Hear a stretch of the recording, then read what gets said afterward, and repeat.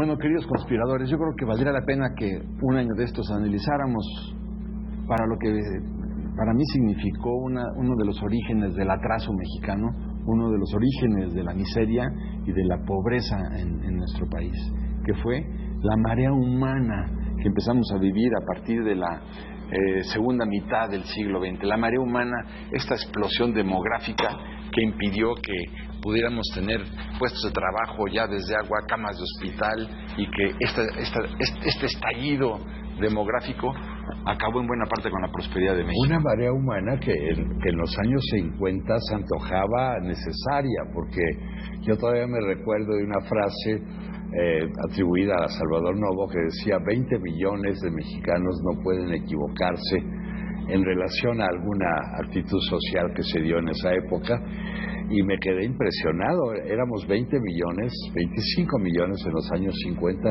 con un territorio inmenso, enorme, y estábamos muy despoblados. Pero yo creo que hay que buscar ahí responsables, porque evidentemente hay una constante la Iglesia. La Iglesia y el gobierno. Pero hay una constante desde la conquista, donde la población, más o menos después de esas epidemias del 16, más o menos va constante.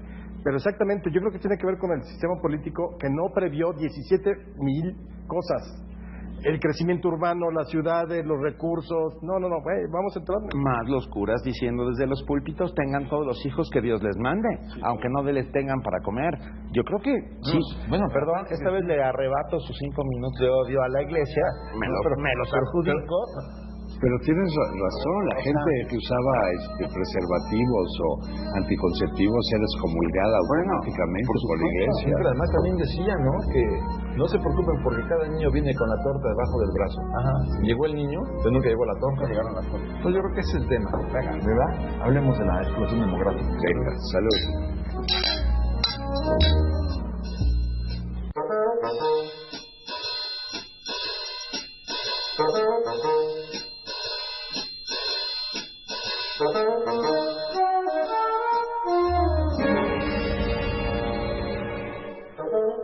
Bueno, yo creo que tendríamos que remontarnos, y si les parece, echaros un clavado así en el pasado precolombino, ¿no? Y tratar me encanta. Tratar de buscar ahí cómo era la demografía, cómo empezaba a manifestarse en el mundo indígena, ¿no? Mira, es fascinante. Me encontré que los chichimecas, durante el reinado de Xoloc, para hacer sus censos, ponían una piedrita, iban poniendo piedritas en montones, y luego contaban las piedritas, y así hacían sus censos poblacionales. Es maravilloso, no había todavía el manejo de las matemáticas profundas, digamos, o duras. Pero se calcula que habían, en aquella época, cuando llega Cortés, en todo lo que era Mesoamérica, 6 millones de indígenas. Sí. Que bueno, si lo comparamos con las tribus Sioux, Comanches, Apaches, bueno, era una población... ¿Éramos menos? ¿Éramos menos? No, mucho más. Sí, muchos más. Es que el sedentarismo procura un crecimiento demográfico. Sí, pero también hay que pensar que era solo en centros urbanos específicos. Quiero decir, el norte estaba casi despoblado. Y no podrías incluir a las tribus apaches, porque el nomadismo no es multitudinario. Exacto. O sea, tampoco eran pequeños grupos. Claro. Así es. Entonces, desde ahí comienza, y claro, es importante ver cómo la población indígena se merma de manera terrible, bárbara, después de las enfermedades que importaron los españoles. Claro, la viruela. Se cuenta que en el siglo XVI prácticamente el 80% de la población indígena desaparece como consecuencia de la viruela, de la sífilis y de otras enfermedades que no existían aquí en México. Sí, eso lo estudió Bora, y llegó a la conclusión de que para 1665, algo así, 1565, perdón, la población se había mermado un 90%, y por eso es que empiezan a llegar negros para suplir la mano de obra, y por eso se gesta un mestizaje con negritud. Nuestra negritud es muy importante y es poco atendida en los digamos, parlamentos demográficos que se sostienen en las estadísticas, ¿verdad? Sí, yo creo que sí son datos estremecedores, sobre todo que habían cerca de 1.800 plantas. La herbolaria azteca era riquísima para curar muchas enfermedades, y bueno, y con ellas ayudaron inclusive a curar a muchos españoles de muchas enfermedades. Pero ellas la sífilis, por ejemplo, había cura para la sífilis en la cultura azteca, por ejemplo. Pero lo curioso es que nunca encontraron un medicamento para la viruela. Porque las cepas europeas eran distintas. No teníamos los inmunodepresores. Claro, yo creo que el punto fundamental de cuando se viene todo este decrecimiento de la población tiene que ver con las epidemias, que fueron como 6, de más o menos de 1550 al 1600. Entre ellas, desde luego, la de viruela de la primera mitad del siglo XVI. Pero luego hubo otra terrible que era del cocolistli se llamaba, que era una especie de peste que salían ámpulas, como bubónica, algo así, como una peste bubónica, pero no se sabe si es cierta, y sin embargo diezmó a la población totalmente, o sea, casi llegó a desaparecer, pero tenía que ver más con el desconocimiento de las enfermedades. Ahora, fíjate que hay teorías de que quizá la frase de la cosa está del cocol viene de ese tipo de epidemias, como del cocolistli, porque es cocolistli. Sí, claro. Fíjate. La cosa sigue del cocolo. Claro. Bueno, acordémonos también cómo el propio Tlatoani Cuitláhuac muere de viruela, ¿no? El héroe de la resistencia, frente a los sí. conquistadores, muere de viruela. Una viruela que se supone que trajo un negrito que vino con Orguín. Con Pánfilo de Narváez en sus naves, ¿verdad? Sí, esta es la realidad, pero hay que ver qué enfermedades tan espantosas, porque claro, cuando ves las descripciones que existen en los códices de cómo empezaba la enfermedad de los indígenas y cómo se retorcían en la cama con unas pústulas espantosas, ¿no?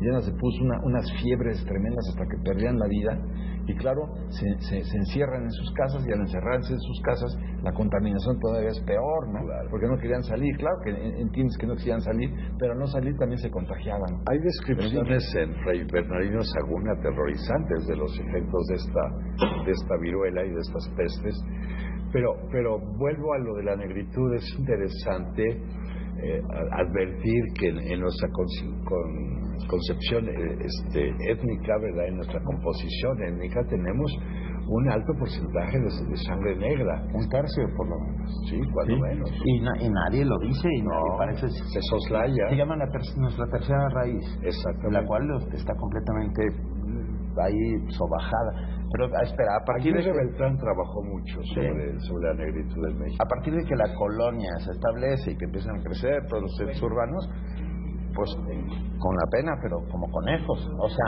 quiero decir, la población a partir de 1660, 70 y hasta entrados 1700 crece a un ritmo vertiginoso. Se recupera, pero fíjate, bueno, claro, se recupera, no crece. Tienes de razón. los 6 millones que aceptamos, digamos, para cuando llega Cortés, para 1810 hay 7 millones de habitantes. 7 millones de habitantes, pero ahí pusiste, hay que poner el dedo en la llaga en un tema, que es que el 98% de esos 7 millones eran analfabetos.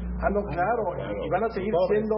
Y pobres, no, pero ahí está una de las grandes explicaciones del atraso mexicano, porque mientras que en los Estados Unidos y otras latitudes, si tú leías la Biblia te salvabas, era una invitación a la alfabetización.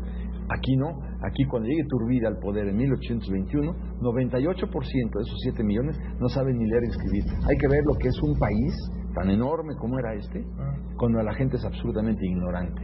Sí, pero tampoco era, o sea, el concepto que tenemos hoy de la necesidad de leer y escribir y de ser un lector que comprenda, porque esa es la otra.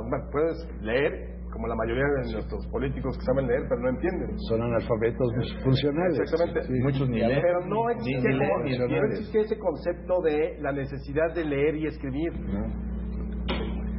No, porque todo era a través de la oralidad. Claro, exactamente. Se leían los sermones, se leían los mandamientos, pero todo se recordaba, y los cuentos que se contaban eran los que hacían que las tradiciones la gente memorizaba. Por eso tenemos tantas leyendas, claro, tantas cosas que vienen de la colonia en ese sentido. Y espera, porque ahí le podemos, porque eran pobres distintos a los pobres de hoy en día. La agricultura de subsistencia hacía que la gente era pobre de bienes materiales y sin embargo comía. Hoy Eso es un punto muy importante, porque parecería que eran los pobres y por eso se levantó en 1810. No, la gente comía.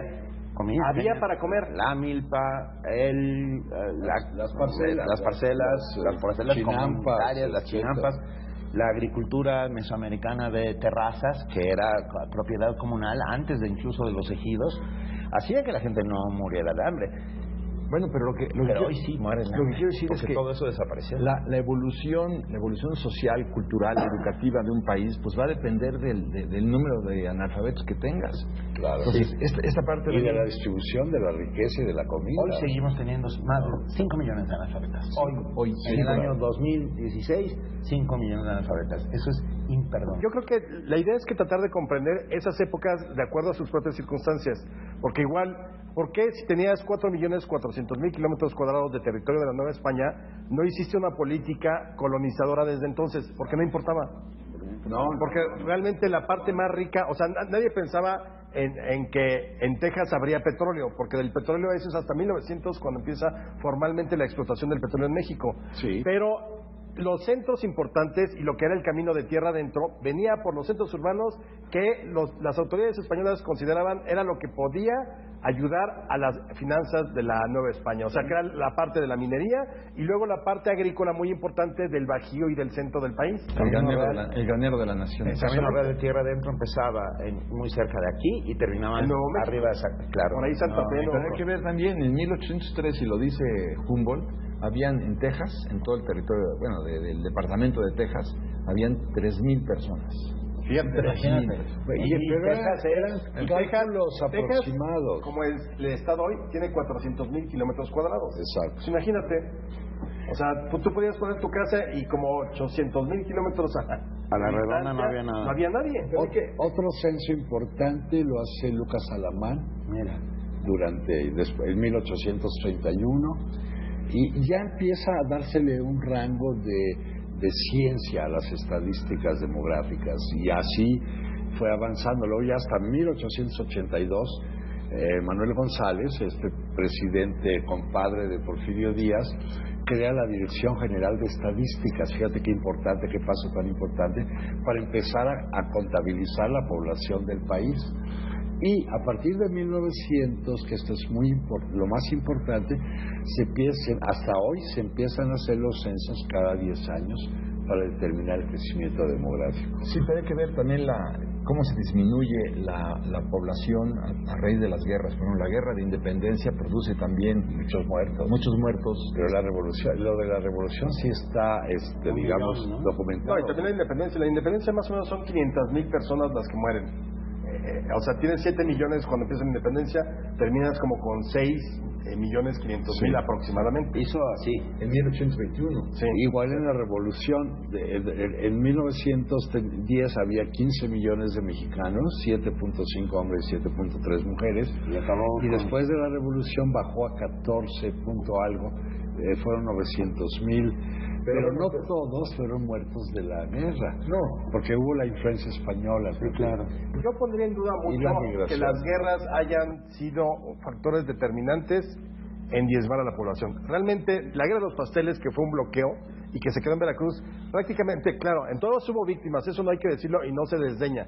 Hubo víctimas, claro que hubo víctimas en la guerra de Reforma y la guerra contra la intervención y el imperio, pero así como para pensar, bueno, es que la gente huyó del país, no, porque acuérdense que la frontera a la cual quería llegar la población que huía es una frontera que se crea ya formalmente después de la guerra del 47. No existía. Y ya cuando ven, o sea, cuando ya hay posibilidades de desarrollo económico ahí, es hasta finales del siglo XIX. Y no pasaba de Zacatecas. Sí, o sea, por ejemplo, si el cuate que le tocó la invasión norteamericana en Monterrey dijo, no, pues me quiero ir de este país porque estamos en guerra con los Estados Unidos, tenías que irte a la costa este de Estados Unidos. No había nada en la frontera a la que hoy recurren nuestros paisanos para irse de mojados.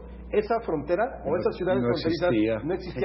Se llamaba la frontera salvaje. Incluso así. O sea, era más fácil que terminaras sin la cabellera Claro. ante un piel roja a que pudieras llegar a lo que hoy es Austin o Ciudad El Paso. Eso no existía. Bueno, tan es cierto lo que dices que hay un momento durante la negociación de los tratados de Guadalupe Hidalgo en el 1848, donde Paul quería bajar la frontera, no nada más al río Nueces ni al río Bravo, sino que quería absorber Tamaulipas, quería Nuevo León, Chihuahua, Sonora y claro, y Coahuila y Sonora. Hay un término que me gusta Porque mucho, estaban despoblados, ¿no? que acuñó Héctor Aguilar Camín, que se llama la frontera nómada, para hablar de los movimientos migratorios de las tribus indígenas de Zacatecas hacia el norte. Ahí empezaba la frontera la nómada y no había ya centros de población importantes y no se cuantificaban. Eso me parece acertado ese término. Bueno, pero de golpe entramos al siglo XX y prendemos por el siglo XX. Por el siglo XX. Con todas las precauciones. ¿Siglo XX Cambalache? ¿Y tú, querido conspirador, por qué crees que es tan peligrosa la sobrepoblación? Coméntanos, @conspiradores40, #yo conspiro. #yo conspiro.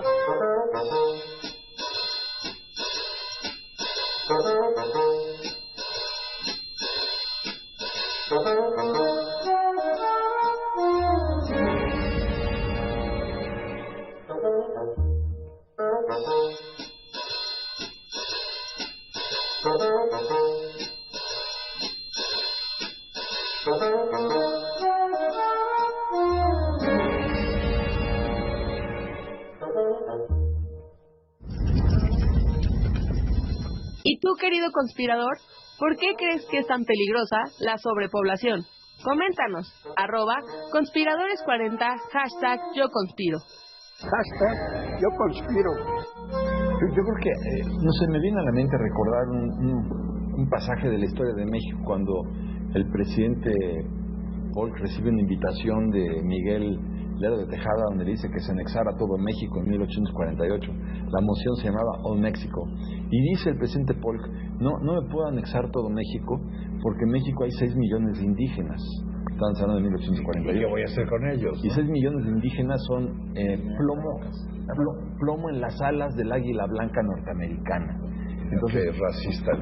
Sí, lo que pasa es que Paul decía, con esa gente que es ignorante, desde su punto de vista es ignorante, no sabía que eran los constructores del México profundo, pero bueno, que es ignorante, que es floja, que es borracha, que es supersticiosa, que es sumamente religiosa, con esos no se puede construir la gran nación que yo quiero construir en los Estados Unidos. Entonces yo me quiero quedar nada más hasta donde comienza, digamos, la población indígena, todo lo que es para el norte, o sea, todo lo que, como decíamos, todo lo que es Tamaulipas, Nuevo León, Coahuila, Sonora, Chihuahua, eso sí, me lo quedo. Lo demás no, porque pobre de México con 6 millones de indígenas. Claro, hay que abundar también que esos millones de indígenas, como decíamos hace un momento, eran analfabetos, no sabían, y son los que con el tiempo son los que empiezan a tener más hijos porque son los que necesitan brazos para trabajar en el autoconsumo, ¿no? Pero es que yo insisto, por ejemplo, no hubo nunca como esta correlación entre tienes una población amplia, utilízala para construir tu país. Claro. Entonces, obviamente sí se utilizó a la gente que estaba aquí para los caminos y todo, pero nunca en los niveles de una planeación, porque no existía en la cabeza de los españoles, hasta antes de la independencia, esta idea de, bueno, tienes mucha mano de obra, construyamos más, funda, crea nuevos caminos. No, era más bien someterla para ciertos se explotaban centros. como esclavos, Alejandro, en las minas, en las haciendas de beneficio, en una agricultura de sustento nada más. O sea, el sistema político mexicano que se funda en 1929, que es el PRI, o lo que hoy es el PRI, ahí empezaron los problemas porque no hubo una planeación de nada. De nada. Como tenían el control absolutamente de todo, no importó absolutamente nada. Dejas morir las vías de ferrocarril y entonces empiezas a meter más autopistas.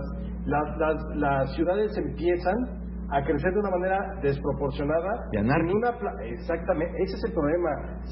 Subsidias todo. ¿Por qué? Porque es para mantener a la población contenta. Entonces tú hoy, por ejemplo, pagas un metro que te salen 5 pesos el boleto, pero que tendría que costarte 20. Si tú hubieras quitado el subsidio desde el principio y lo vas deslizando poco a poco, quizá hoy la gente podría pagar 20 sin necesidad de dar un cambio de 5 a 15, aún con todas las crisis y todo.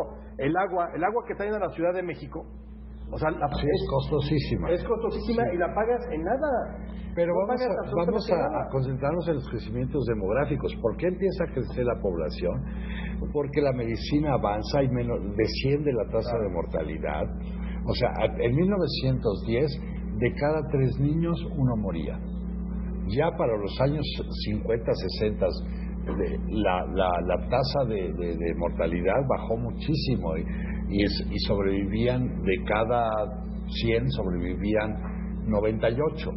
Eso propició un crecimiento demográfico también. Y también la declaración de Echeverría cuando dijo al principio de su gobierno, gobernar es poblar. Exacto, cuando tenemos un crecimiento demográfico del 3.7, claro que después se da cuenta que se había equivocado y crea el Consejo Nacional de la Población. Pero en la equivocación creció exponencialmente. ¿Pero por qué? Porque no hay una planeación. Qué bueno, sí, desde luego. Es que era un asunto de sentido común y ninguno de los presidentes tuvo sentido común para verlo, para ver el proyecto nacional a largo plazo. ¿Qué pasaría en el año 2050? Entonces tú tienes una época de estabilidad absoluta que es más o menos desde 1940 hasta 1976 con el Echeverría. Sí. Y tienes un crecimiento del 7% anual en términos económicos. O sea, te va muy bien, es el milagro mexicano. Entonces, a nadie se le ocurrió que quizá ese crecimiento y ese milagro mexicano podía terminar. Entonces, la gente... O iba a ser rebasado por el crecimiento demográfico. Sí, pero son malas decisiones las que nos lleva a la quiebra del milagro mexicano. Pero exactamente, entonces no importa, crecemos al 7%, pues que se reproduzca la gente. Finalmente tenemos con qué hacerle frente. Y se cae, se rompe el milagro mexicano por la propia dinámica y se rompe el equilibrio. Y de pronto tienes una población que ya no responde al 7%. O sea, ya no encuentra la... Pero que además tampoco existían los recursos para darles educación y pupitres a todos. Pues no, o sea, por eso no lo he sabido en decenas de años. Desde los años de la independencia eran 6 millones, como decíamos, de mexicanos, de los cuales 3.6 millones eran indígenas que no sabían hacer nada. ¿Por qué? Y esto es un comercial anticlerical, porque cuando llega Iturbide al poder, 90% de la población no sabe ni leer y escribir, lo repito, porque quien se encargó de la educación durante los años de la colonia fue el clero. Y el clero fracasó porque nada más educó a los hijos de los privilegiados. Pero también la República fracasó. Lo de no sabían hacer nada, tengo ahí una pequeña no estaban dentro de la lógica comercial o económica de un país que buscaba consolidar un mercado interno. Eran tierras comunales, o sea, todo eso. ¿Qué contribuyeron al desarrollo y a la expansión de México? No, es que no hubo expansión y desarrollo. ¿Quién trajo nuevamente ¿quién trajo el primer desarrollo y la expansión? Porfirio Díaz, pero nuevamente con los viejos recursos de la explotación. Pero muy centralizada. Claro. O sea, no hubo una derrama económica masiva. No, pero yo creo que el país sí alcanzó una primera modernidad que no se había conocido en ningún otro momento de la historia nacional. Sí. O sea, telégrafos, vías férreas, o sea, esos 20,000 kilómetros de vías férreas no es nada desdeñable. La modernización de los puertos, el asfaltado de las calles, o sea, que de repente ya no fueran calles con polvo y tierra. El punto, Alejandro, es que ese progreso, ese crecimiento no se distribuyó equilibrado y equitativamente entre toda la población. Eso nunca lo hemos visto. Ese es el punto. Nunca lo hemos logrado, tienes razón. Son 50 millones de mexicanos en la pobreza. ¿Por qué? En primer lugar, por el analfabetismo, por el fracaso educativo de México. Falta de oportunidades de trabajo. Son reprobados todos ellos, ¿no? Lamentablemente, y hay que ver la manera de rescatarlos, porque sí que tienen mucho que dar y tienen mucho que decir.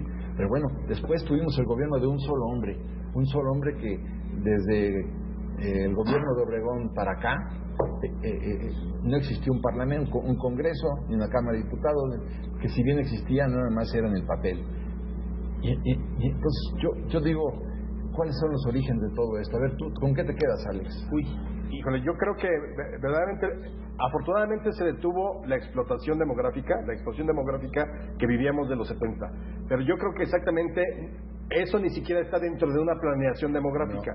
Y yo creo que lo vamos a seguir padeciendo porque el gobierno no tiene un proyecto nacional, es un gobierno de ocurrencias. Cualquiera que llegue, los del PAN, los del PRI, los del PRD, llegan a echar ocurrencias. Entonces, si tú no tienes una planeación para hacer crecer tus ciudades de una manera ordenada, ecológica, de desarrollo sustentable, más una población que va creciendo y a la cual le tienes que ofrecer forzosamente oportunidades de trabajo, esto va a seguir poniéndose, cuando menos, igual, que ya es peor. En el 74 el Consejo Nacional de Población lanza una campaña llamada Vámonos Haciendo Menos. Eulalio González Piporro hace una canción, escúchenla, es maravillosa, Vámonos Haciendo Menos. Y hoy por hoy se está retomando la lógica de Vámonos Haciendo Menos. El embarazo entre jóvenes, entre adolescentes, es un tema gravísimo. Nos están bombardeando, lleva condones a las fiestas, no va a llevar...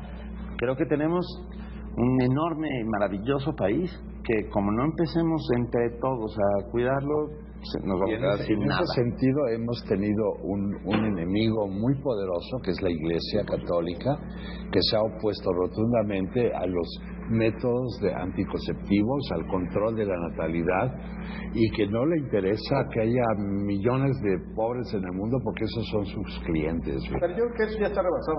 Es decir, ya la sociedad está en otro concepto y ya quizás son en las rancherías o en las... No creas, en provincia las cosas son... En general, la gente le va cuando tiene hijos por 2.